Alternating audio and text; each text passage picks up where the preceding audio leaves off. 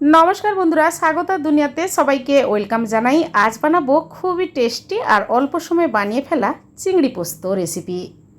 প্রথমে চিংড়ি মাছ নিয়েছি 200 গ্রাম, ভালোভাবে ছাড়িয়ে বানিয়ে জল ঝরিয়ে তারপর চিংড়ি মাছের সঙ্গে লবণ, হলুদ আর 1 টেবিল স্পুন সর্ষে তেল দিয়ে চিংড়ি মাছটা ভালোভাবে মাখিয়ে নেব। এরপর মিক্সি জারে আমি একটা মশলা পেস্ট করে নেব। দিচ্ছি নারকেলের টুকরো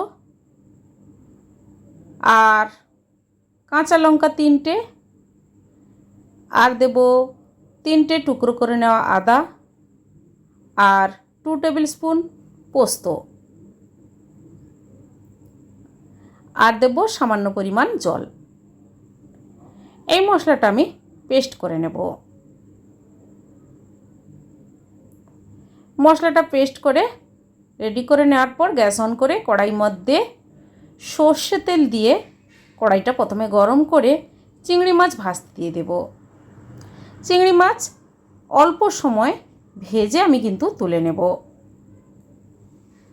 বেশি কড়া করে ভাজলে চিংড়ি মাছের টেস্টটা কম থাকে। 2 মিনিটের মতো টাইম দিয়ে চিংড়ি মাছটা ভেজে প্লেটে তুলে নেব।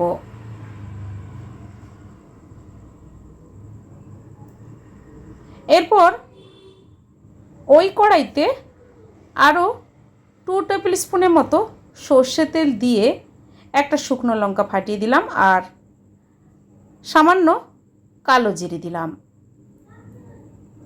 নাড়া করে নেওয়ার পর দিয়ে দেব কোচানো পেঁয়াজ। একটা বড় সাইজের পেঁয়াজ ছোট ছোট করে কেটে দিয়েছি। পেঁয়াজটা প্রথমে তেলের সঙ্গে লাল করে ভেজে নেব।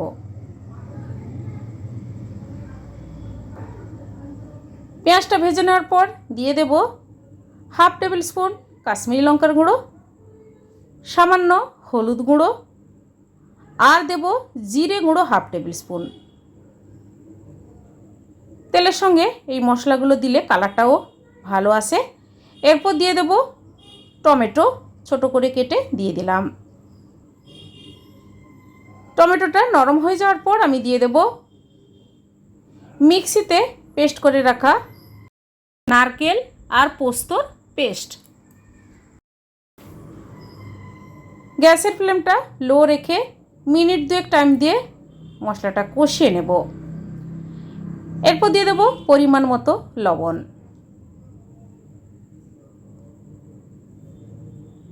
মশলাটা কষিয়ে নেওয়ার পর দিয়ে দেব জল, আর জলটা আমি এখানে উষ্ণ গরম জল ব্যবহার করব। যেহেতু চিংড়ি পোস্ত বানাচ্ছি তাই জলের পরিমাণটা অল্প দিয়ে বানাবো। 1 বাটি জল দিয়ে গ্যাসের ফ্লেম হাই টু মিডিয়াম করে মিনিট 4 ফুটতে দেব। ফুটে ওঠার পর ভেজে রাখা চিংড়ি মাছ দিয়ে দেব।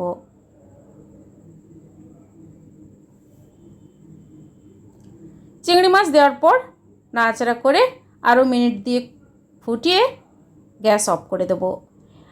এরপর আমি কোনো মশলা ব্যবহার করছি না। আপনারা চাইলে সামান্য ধনেপাতা কিংবা গরম মশলা গুঁড়ো দিতে পারেন, তবে আমি কোনো মশলা দিচ্ছি না টেস্টটা ভালো হওয়ার জন্য। এবার গ্যাস অফ করে কিছুক্ষণ রেস্টে রেখে তারপর সার্ভ করে নেব চিংড়ি পোস্ত। বন্ধুরা, এভাবে চিংড়ি পোস্ত বানান, গরম ভাতের সঙ্গে দুপুরে খান, অপূর্ব লাগবে খেতে। তাহলে বন্ধুরা, আজকে এই সিম্পল চিংড়ি পোস্ত রেসিপি আপনাদের কেমন লেগেছে কমেন্ট করে জানাবেন, লাইক করবেন। আর আমার চ্যানেলে নতুন বন্ধু হতে চাইলে আমার চ্যানেলটি সাবস্ক্রাইব করে নেওয়ার অনুরোধ থাকলো। বন্ধুরা, পাশে থাকা বেল আইকন প্রেস করবেন। আমার চ্যানেলে যখন রেসিপি দেব আপনাদের কাছে নোটিফিকেশান খুব সহজে পৌঁছে যাবে। আজ এই পর্যন্ত, আবার হাজির হব যে কোনো সময় নতুন কোনো রেসিপি নিয়ে। সবাই ভালো থাকুন, সুস্থ থাকুন, ধন্যবাদ।